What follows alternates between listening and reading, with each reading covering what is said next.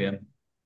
Bueno, bienvenidos a otro capítulo de Poco un Todo, el podcast que grabo con mi amigo Ariel Segal, historiador y analista internacional. Y hoy tenemos un invitado que vive en Israel, aunque ahora circunstancialmente está en Buenos Aires. Nuestro colega, lo podemos llamar así, porque él es periodista como nosotros, Gabriel Ben Tasgal. Bienvenido, Gabriel, a De Poco un Todo. Y quiero presentarle a la audiencia brevemente poco tu currículum.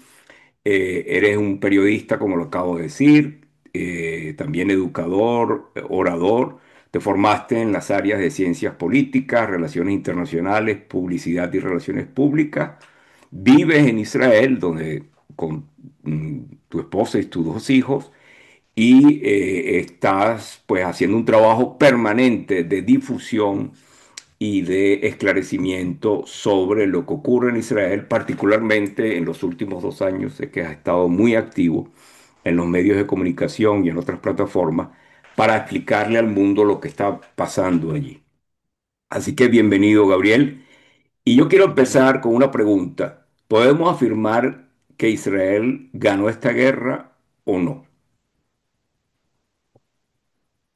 es una pregunta compleja porque, a ver, yo voy a exponer los cuatro objetivos reales de la guerra. Eh, Primero, el objetivo de Hamas. El objetivo era muy simple, era entrar en la historia del Islam como aquel que humilló a los poderosos, como hizo Saladino en el siglo XI, que venció a los cruzados. Entonces, ellos sabían, entienden que no iban a poder conquistar Israel ni destruir Israel por la fuerza en el ataque del 7 de octubre, pero sí querían crear una intencionalidad de miedo, porque en el Corán, entre otras cosas, dice que para superar a un enemigo tienes que provocarle terror. Entonces, ese objetivo lo lograron, ellos sabían que no iban a poder conquistarlo, ellos sí querían quizás hacer un atentado fuerte en Beersheba y en Tel Aviv. Pero el objetivo era atacar, humillar, conquistar, transmitir desde dentro de Israel y luego retirarse a sabiendas que iban a recibir una respuesta por esa agresión. Si al terminar esa agresión Israel respondía, ellos sabían que la presión internacional de los medios de comunicación y de ciertos países iban a limitar la respuesta israelí. En resumen, si Israel responde, ataca a Hamas, pero la presión internacional detiene el ataque a Israel, siendo que jamás se queda en el poder, jamás ganó. La estrategia era clarísima y la estrategia de Israel era contraria. Lograr que eliminar la capacidad bélica de Hamas, misiles, túneles, soldados. Eliminar la capacidad de Hamas para poder reestructurarse, reconstruirse en caso de un ataque a Israel.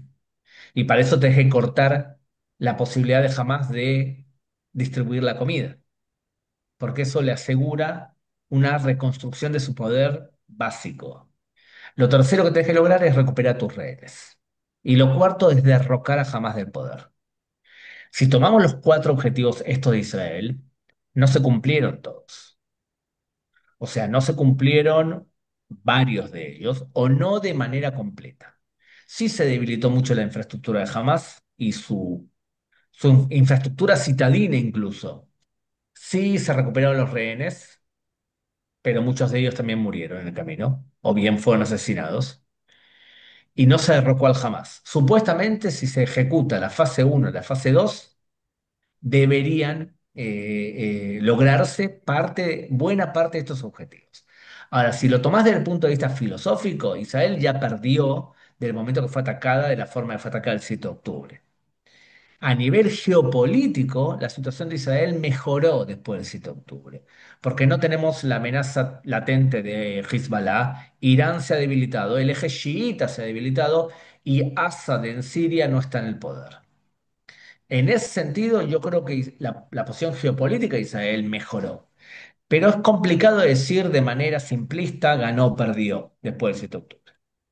Ahora, nosotros invitamos, entre otras cosas, porque tuvimos la semana pasada un programa con el profesor Leo Corri, que fue muy crítico de Netanyahu, crítico tanto en la etapa pre-conflicto del 7 de octubre como en la etapa ya dentro de la guerra. Y una de las críticas que hizo el profesor Corry fue que Netanyahu, de alguna manera, sin que sea el responsable total, pero sí de alguna manera fue responsable de que jamás tuviera o pudiera desarrollar esa capacidad militar que desarrolló en Gaza y que le permitió hacer el ataque, el terrible ataque del 7 de octubre, sobre todo permitiendo que Qatar le enviara dinero en efectivo a Hamas para que pudiera, entre comillas, mantener el gobierno, la administración que Hamas tenía en Gaza. ¿Qué nos puedes decir al respecto? En parte tiene razón. O sea, la política de Netanyahu de dividir a Hamas con la autoridad palestina y mantener débiles a los dos y enfrentados a ambos es una política evidente de Netanyahu. Ahora, cuando jamás decía, nos faltan fondos para poder pagar los sueldos a nuestros empleados, y si no les pagamos los sueldos se van a extremizar, y toda la franja de Gaza va a incendiarse, y por lo tanto déjenme pasar dinero de Qatar, que está dispuesta a pagar en efectivo esos sueldos, y Netanyahu lo permitió, bueno, muy bien. Es verdad, tiene parte de la culpa. No conozco el profesor específico que me estás nombrando. Sí, Pero según lo que me decís y según lo que intuyo que dijo, bueno, la responsabilidad de personajes como él es mucho mayor. de qué Digo, personajes como quién, ¿por qué? como, como el profesor o como la academia. Porque explico qué ha pasado acá. O sea, sí, le van a echar la culpa a Netanyahu. ¿Y dónde está la autocrítica? Porque lo que ha pasado acá en Israel es muy, creo yo, clarísimo. Israel fue creado como un país, que es un país que el profesor Kimberley lo llamó el país de los Ahusalim. Y Jerusalén viene de Aleph, Ashkenazim, viene de J, Hilonim, Sí, Heilonim, ¿qué quiere Batikim, decir los laicos? tal cual, viene de los Batikim, los que inmigraron en la segunda línea en adelante, la vieja Israel, y personas del centro del país y de izquierda. Esto es la antigua Israel. Y la antigua Israel tiene bastiones de poder muy fuertes, en donde amigo trae amigo, en donde no hay meritocracia. Si vos no formás parte de esta secta, y es probable que no puedas avanzar. Y estos cuatro focos de poder en Israel son la academia, las universidades, la justicia en Israel, la élite militar hasta el 7 de octubre. ¿Dónde veías un general con kipá tejida como el actual jefe del Shabak El o el servicio de jefe del Estado Mayor inteligencia del Ejército? Sí, para el que no Shin hable. Bet o Servicio Interior de Inteligencia. Tú llegabas a un cargo determinado y si eras nacionalista con kipá tejida y tenías muchos hijos, no te dejaban avanzar porque no eras parte de esa secta de elegidos. Ahora, ¿por No, qué no, Netanyahu, ya va, pero por qué un Netanyahu segundo. se opone que haya una comisión de Estado para investigar lo que pasó el 7 de octubre? Antes de ir a la respuesta simplista, te vuelvo a decir, cuatro fuentes de poder del antiguo Israel. La academia, la élite militar, la justicia y la prensa. Ujú. Pregunta es, ok, Netanyahu tiene la responsabilidad sobre el tema del paso del dinero.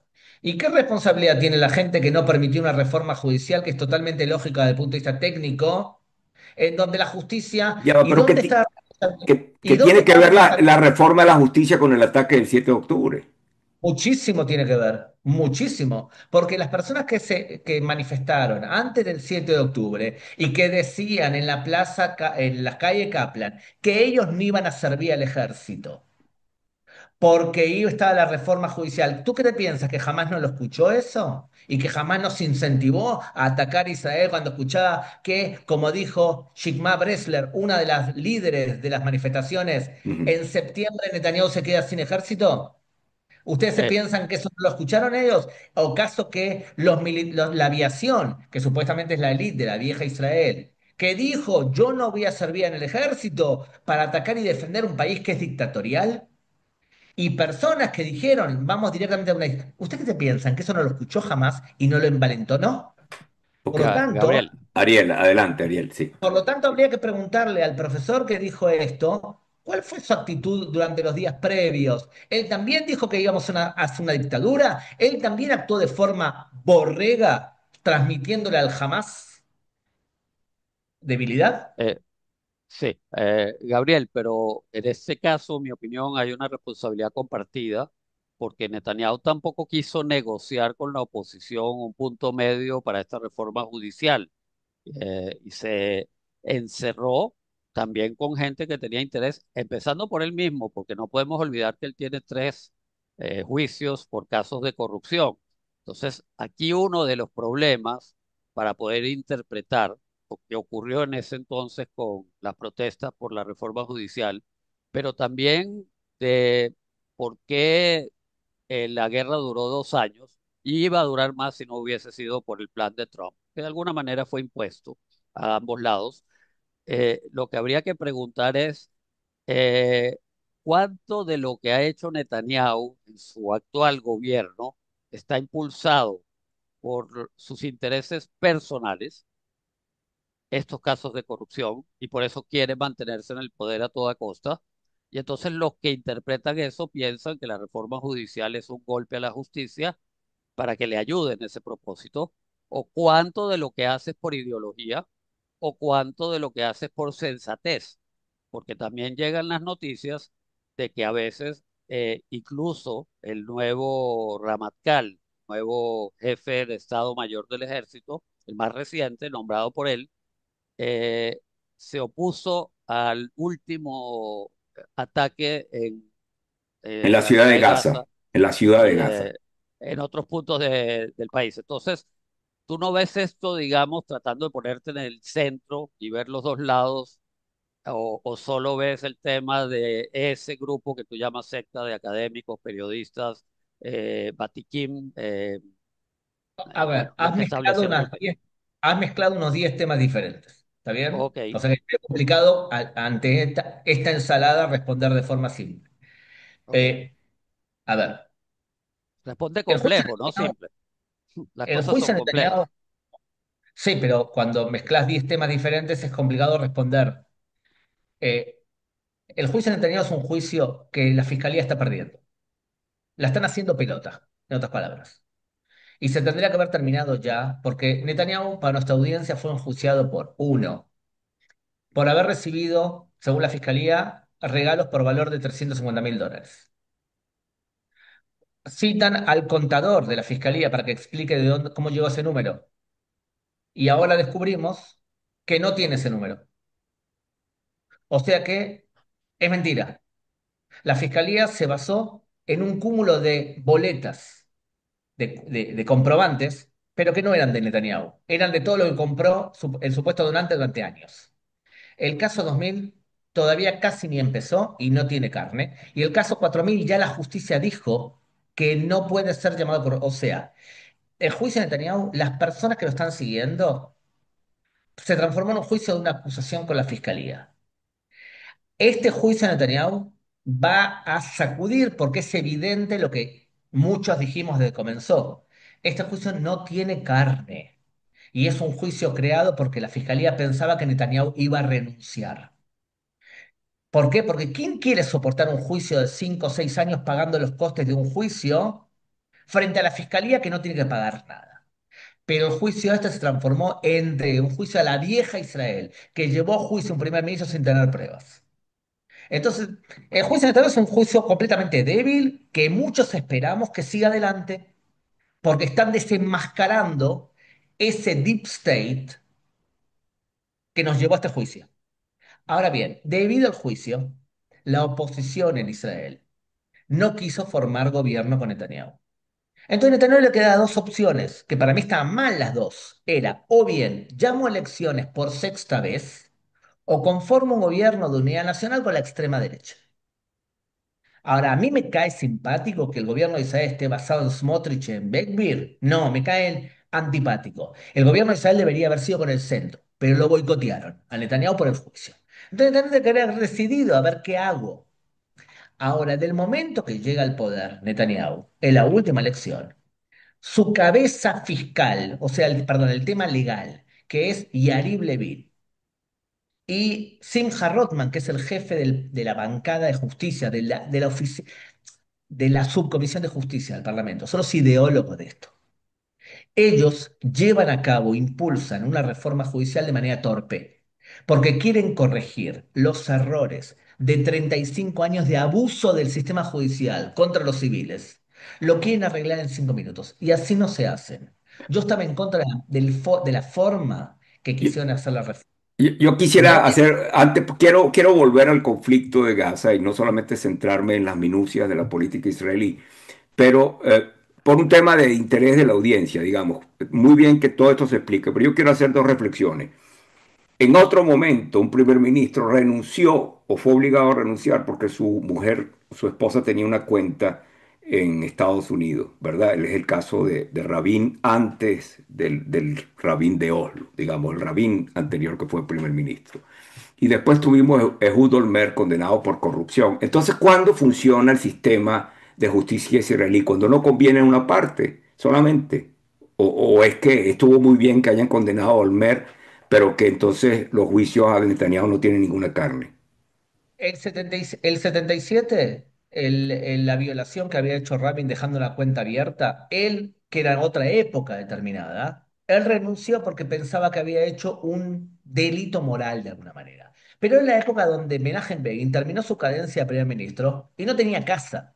O sea, él, primer ministro de Israel, no tenía una propiedad. Eran otros días. A Olmert se lo sentencia porque recibió dinero en sobres en efectivo. Sin embargo, la justicia no persigue a otros que cometieron delitos, como por ejemplo Ehud Barak.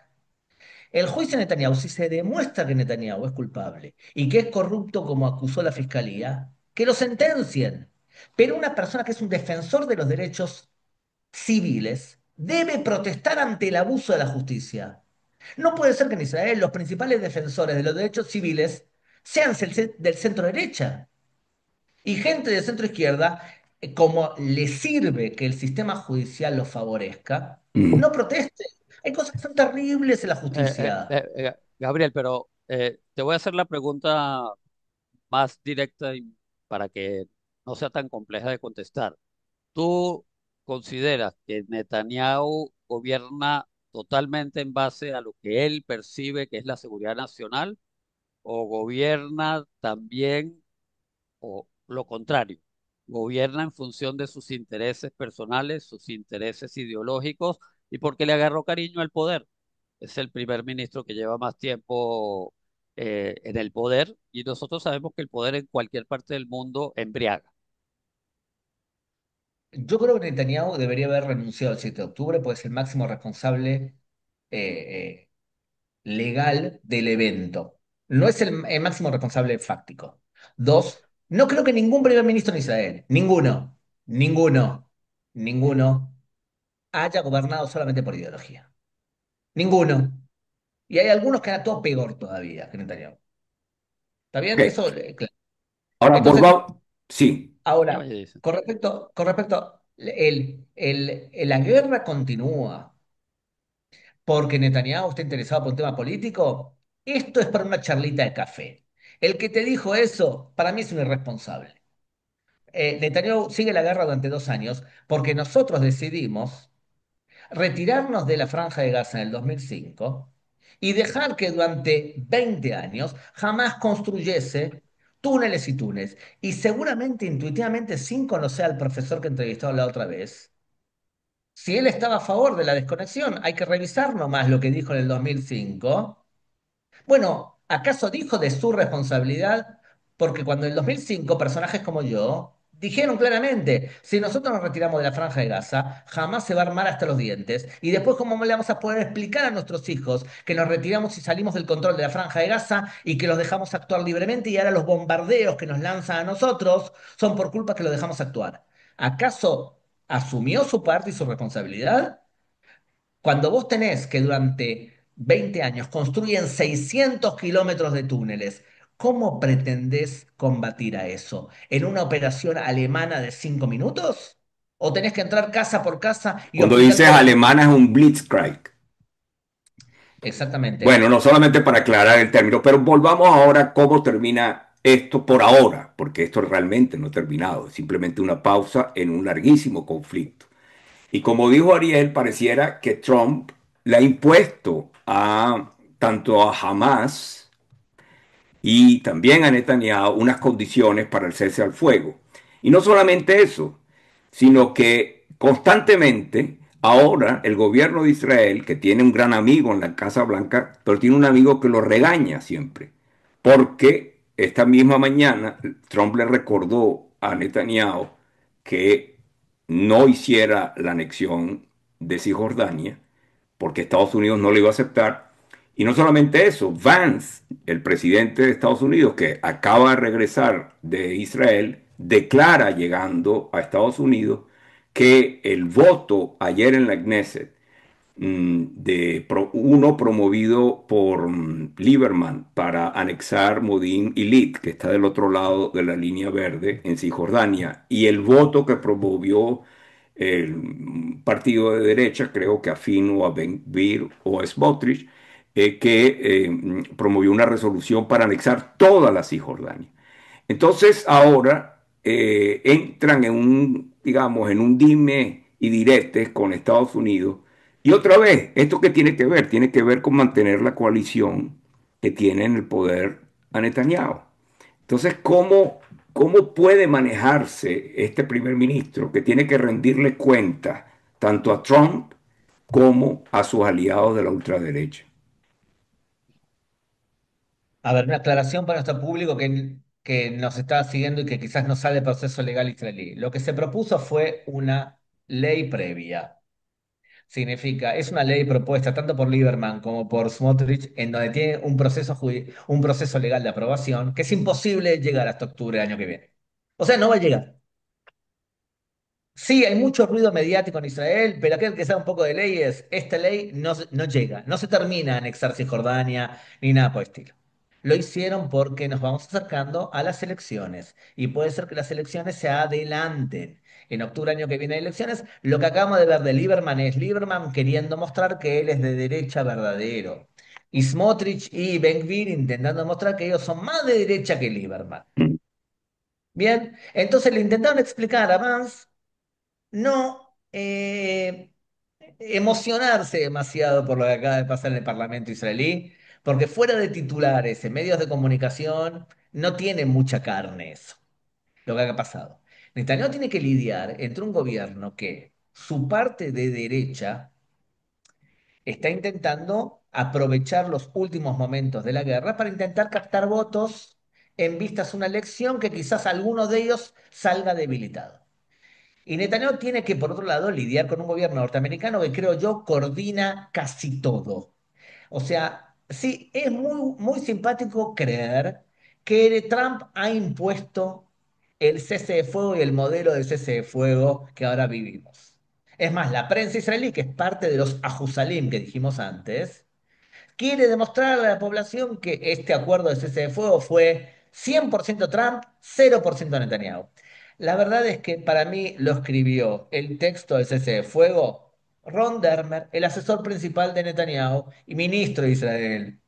Para mí hay una coordinación total entre Trump y Netanyahu y el cese de fuego fue acordado entre ambos gobiernos antes de ser presentado, pero si se presentaba como un plan israelí, nadie lo iba a aprobar. ¿Hay tiranteses? Sí, pero la coordinación es total. A ver, Israel atacó Irán, coordinado con Estados Unidos, incluso en el día que iban a atacar. Entonces yo me asusto menos de los ruidos que veo. Sí veo que ciertos partidos políticos intentan ganar un poco de rédito político en vista de las elecciones que se van acercando y quizás se adelanten. Ok. Ah, Ariel, adelante. eh, sí, pero todavía trato de entender, para ti, entiendo, todos los gobiernos que ha habido en Israel y en la política y en el mundo, el tema de la ideología y más en el siglo XXI pesa menos, por lo menos, a menos de que llegue un radical al poder. eh, y se está pensando en términos electorales o electoreros. Pero insisto, ¿cuánto de lo que Netanyahu ha hecho en estos 2 años está realmente basado en lo que le dicen sus asesores militares, lo que le dicen los asesores de inteligencia, los ya elegidos por él, después de haber, de que comités de investigación sacaron o obligaron a irse o presionaron para que se vayan a los que estuvieron en la época del 7 de octubre del 2023. Entonces, en cuanto Netanyahu le hace caso a ellos, en cuanto le hace, toma decisiones en función de esa extrema derecha para mantener la coalición, y en cuanto, que siempre ha sido un misterio para mí, ¿cuánto tú piensas que Netanyahu realmente tiene una ideología de derecha?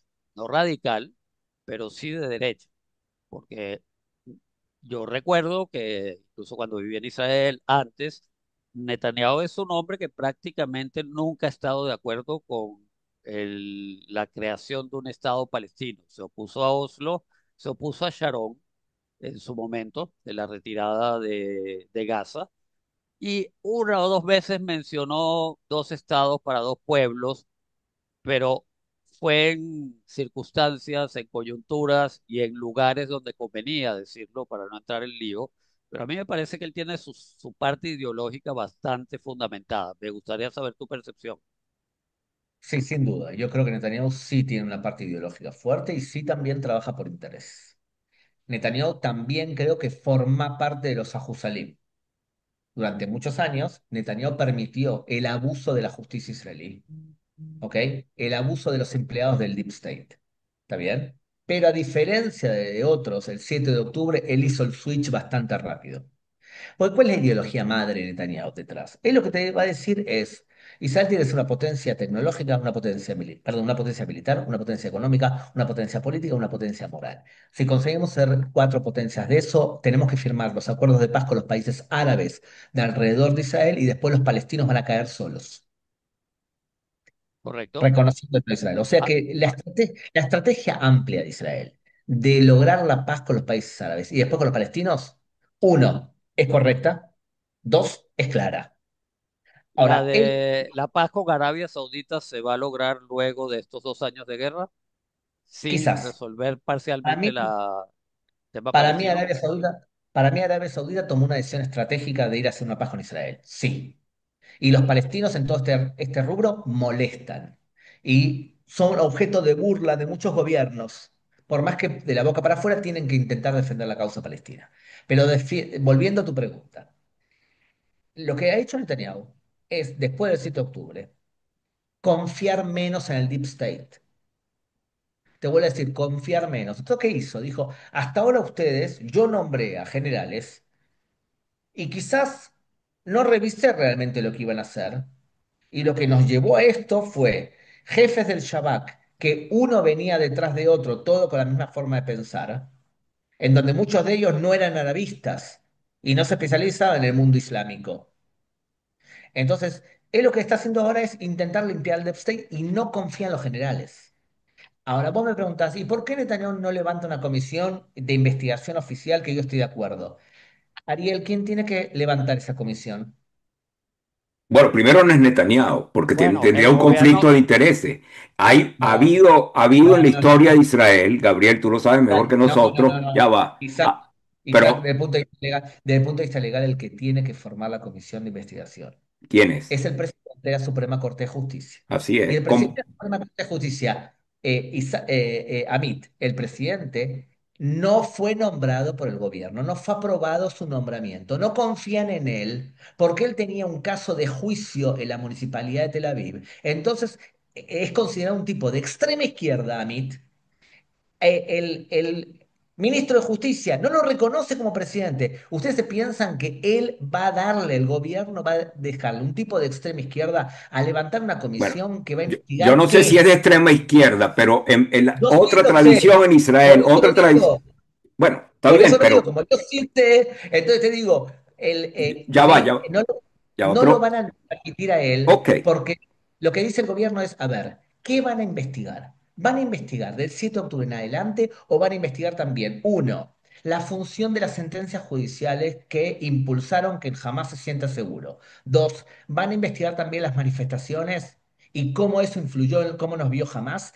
van a investigar todo o parte. Y por eso no le van a dar a Meir Amit, perdón, a Isaac Amit levantar la comisión. Yo creo que se tiene que formar esa Tú- comisión. Sí, pero mira, en la historia de Israel hay precedentes de comisiones similares.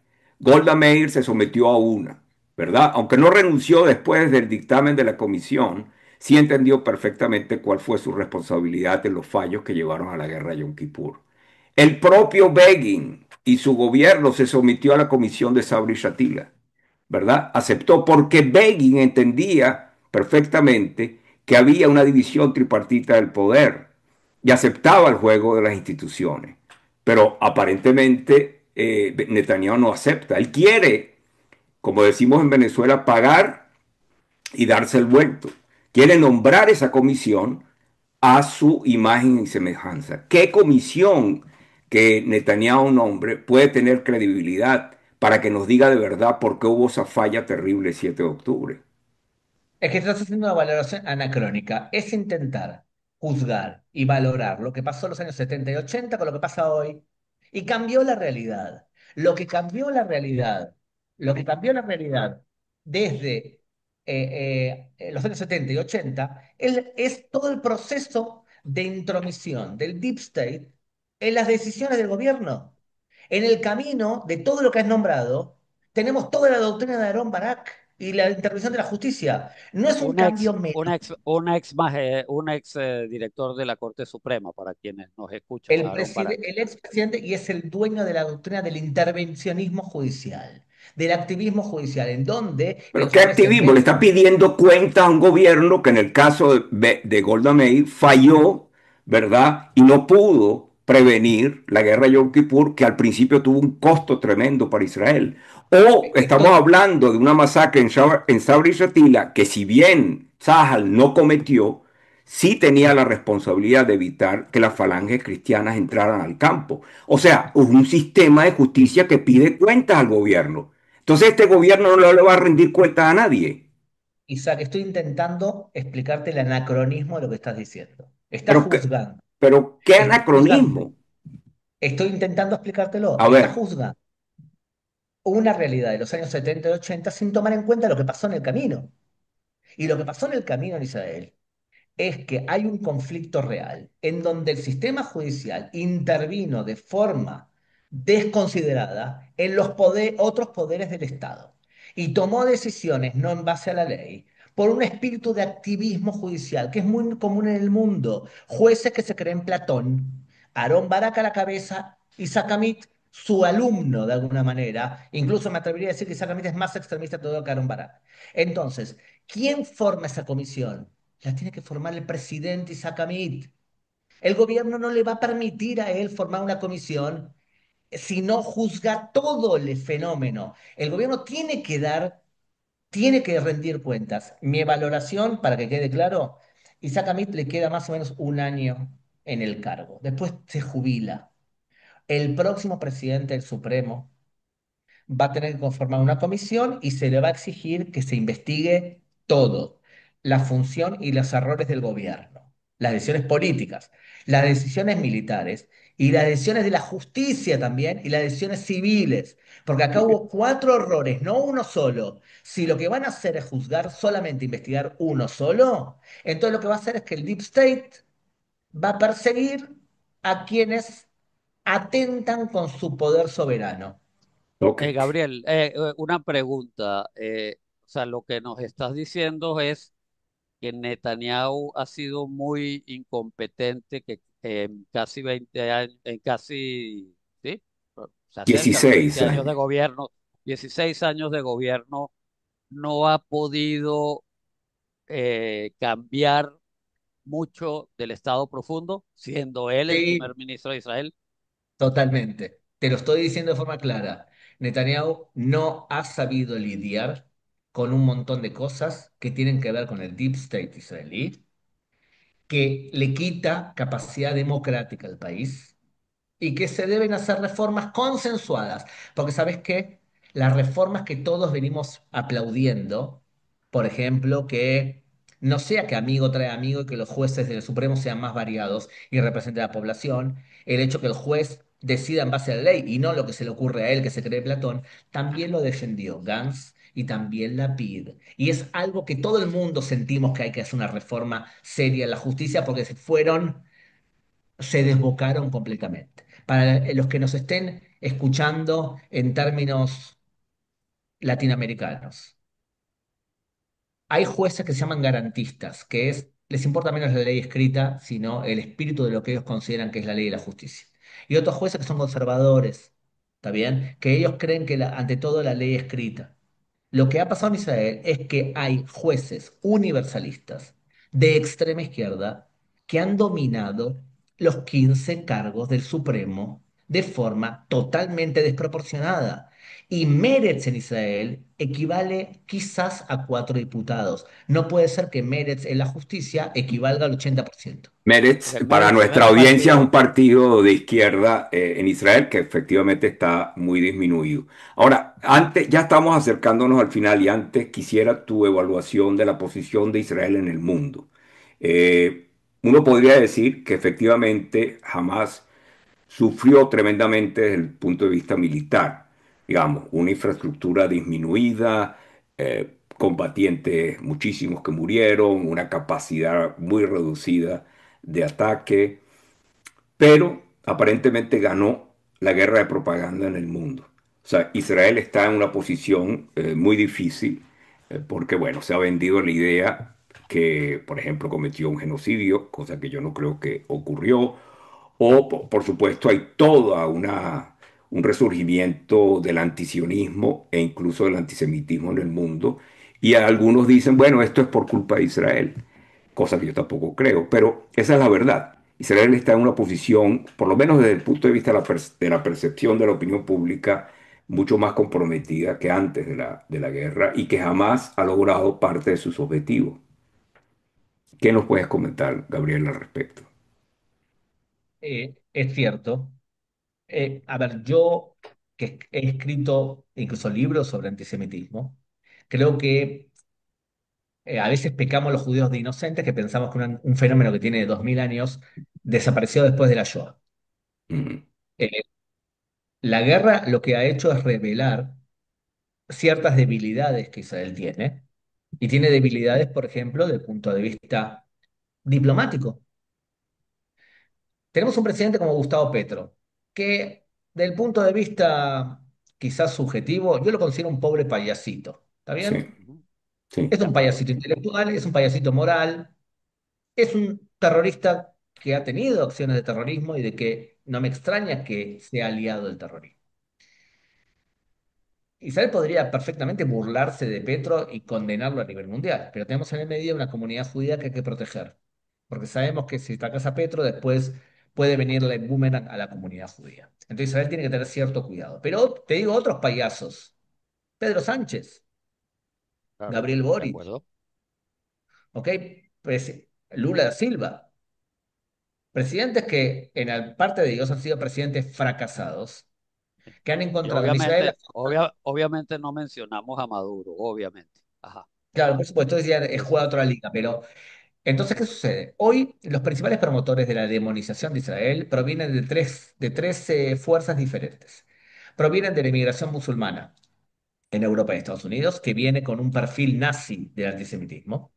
Significa el perfil cristiano clásico de antisemitismo es un perfil que tú siendo judío puedes, si te conviertes al cristianismo, que es la única verdad, te salvas. El perfil nazi no te salvas. ujú, Bien, eso, entonces, la inmigración musulmana viene con un perfil nazi. Segundo, medios de comunicación que tienen agendas claramente demonizadoras de Israel, ejemplos la BBC de Londres, El País de España, EFE, casi todos los medios de comunicación españoles, de hecho, de New York Times, varios medios de comunicación que demonizan a Israel. Y lo tercero es las izquierdas y las extremas izquierdas según el país. Porque hay gente de izquierda que es bastante moderada y que no te va a decir algo así, la demonización de Israel. Es muy complicado vencer y derrotar cuánto. Tenés que luchar contra. Somos 15 millones de judíos, de los cuales parte de los judíos piensan que todo lo que está pasando es por culpa de los judíos mismos, o sea, están tan obsesionados por el mea culpa que siempre buscan la razón de la agresión en el propio judío, que fue lo que hicimos nosotros. O bien judíos asimilados que en general son analfabetos en el Medio Oriente, pero correcto. que les gusta mostrar su odio hacia Israel para ser aceptado por los pares. En general, te voy a decir a nivel general, personas de extrema izquierda o de izquierda que no tienen una buena formación en términos islámicos, hablan del Medio Oriente haciendo West Planning, traduciendo Medio Oriente el idioma que le queda cómodo a él. Ujú. Mi consejo, hablar del Medio Oriente y el tipo no sabe nada de Medio Oriente desde el punto de vista de religión, etnias y clanes, está traduciendo Medio Oriente a otro idioma porque el conflicto palestino-israelí es un conflicto religioso. Del lado palestino, no del lado judío, del lado palestino. Bueno, del lado Entonces, judío también tenemos nuestros fundamentalistas, no lo podemos negar. sí, pero hay varios problemas fácticos. Uno, valen 4 diputados y en el judaísmo no es una religión misionera y no pensamos que hay que someter a cristianos y a musulmanes pagando un impuesto por cabeza llamado jizya. En el Islam sí es así y toda la doctrina dialéctica de Hamas y de la autoridad palestina es religiosa. Por lo Ujú. tanto, aquel que intente venderte que el conflicto es territorial y que el problema pasa por la ocupación, lo que está haciendo es hablando de otra región, no del Medio Oriente. Ok. Ahora, estamos combatiendo. De 15 millones de judíos, quizás 10 defienden a Israel. Y nuestros mejores aliados son los cristianos y personas que les interesa los hechos. Médicos, economistas, tipos que tienen tendencia a mí explícame fact, hechos. ¿Y contra quién combatimos? Contra 1.600 millones de musulmanes, más o menos 1.000 millones de personas de izquierda, que muchos de ellos han entrado en un nivel de borreguismo, en donde tú vas a España hoy y el nivel de borreguismo es parecido al de la Alemania nazi, en donde vos decís que no hay un genocidio y te van a decir, pero si todos sabemos que hay un Claro, genocidio. no, pero Y no solamente eso, sino que te van a condenar a ti como genocida, si lo dices. pero por supuesto, porque cuando uno es borrego ni siquiera se da cuenta cuán borrego es. Y entonces tú tienes que luchar. 1.600 millones de musulmanes, 1.600 millones, 1.000 millones de personas más o menos con una tendencia de izquierda, más 2.000 años de antisemitismo.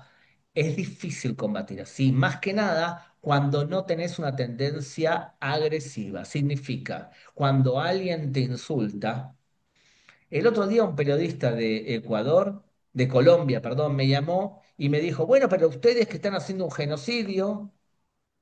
Y después está otro periodista español, y al periodista español le digo, perdón, ustedes que han hecho un genocidio, o los franceses o los ingleses que han hecho genocidios, ustedes se piensan que el pueblo judío tiene los valores morales que han tenido ustedes, pero no, no somos ustedes.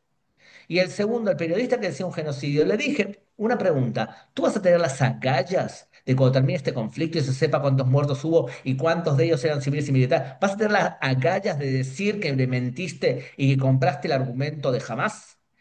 La defensa de este tipo de ataques requiere una actitud proactiva y denunciante del agresor. El Estado de Israel no ha sabido hacer eso bien y, entre otras cosas, permitimos que cualquier payaso insulte al pueblo judío. Ujú. Eso tiene que tener un límite. Claro.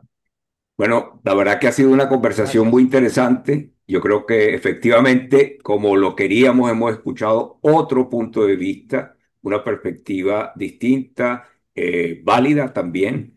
Y yo creo que también nos ha ilustrado mucho el reto que tenemos todos por delante para luchar contra el odio a Israel y al pueblo judío. Así que, Gabriel, muchísimas gracias de verdad por Igual, habernos dedicado este tiempo. gracias, Gabriel, gracias por gracias. igual te voy a decir una cosa. Dentro de poco va a haber elecciones. Probablemente, para mi gusto, lamentablemente, o como lo quieran decir, va a volver a formar gobierno Netanyahu. ¿Está bien? Entonces, lo que te quiero decir con esto es verdad, la entrevista ha sido distinta de la postura anterior, pero una diferencia fundamental. Lo que te estoy explicando yo probablemente sea una mayoría muy grande de Israel que piensa como yo. No lo vas a ver en los medios de comunicación, no lo vas a ver en la academia, ya lo has visto. Porque ahí dominan otros de los Ajusalim. El votante israelí, ¿qué quiere? Quiere que jamás pierda el poder, quiere recuperar a sus rehenes y quiere que Israel tenga una actitud proactiva contra los enemigos. Y está un poco cansado que los Ajusalim le digan lo que está bien y lo que está mal cuando sus valoraciones suelen ser equivocadas, como fue la desconexión de la Franja de Gaza, que fue un error, y como fue el acuerdo de Oslo, que fue otro gran error que hizo Israel, meter dentro de una zona determinada a una autoridad palestina que le paga sueldos a terroristas. 7% del presupuesto de la autoridad palestina va destinado a personas que asesinaron judíos. Y esos son supuestamente nuestros socios del Acuerdo de Oslo. Bueno, eso daría para otro programa, hablar de qué es lo que queda del acuerdo de Oslo. Ojalá lo podamos hacer algún día. Bueno, muchísimas gracias, Claro, Gabriel. gracias, Gabriel. Por favor, queridos, un abrazo. Gracias por la invitación. Gracias.